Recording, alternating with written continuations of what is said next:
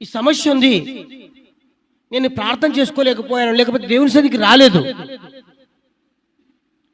ఆ సమస్య తీరిపోతుందా? చెప్పండి అమ్మా, తీరిపోతుందా? అయ్యా తీరిపోతుందా? తీరిపోతుందండి. తీరిపోదా అంటే మానుకో, ఇంకా దేవుడు ఎందుకు అక్కర్లేదు, మానుకోవచ్చు, నో ప్రాబ్లం. అవసరమేముంది దేవుణ్ణి?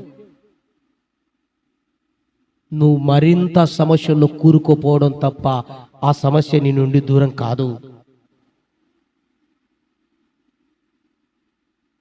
సమస్యలు వచ్చాయని, కష్టాలు వచ్చాయనో చాలా మంది ఏం చేస్తారంటే ప్రార్థనకు దూరం అయిపోతారు, ప్రార్థన జీవితాన్ని నిర్లక్ష్యం చేస్తారు, ప్రార్థన చేసుకోరు,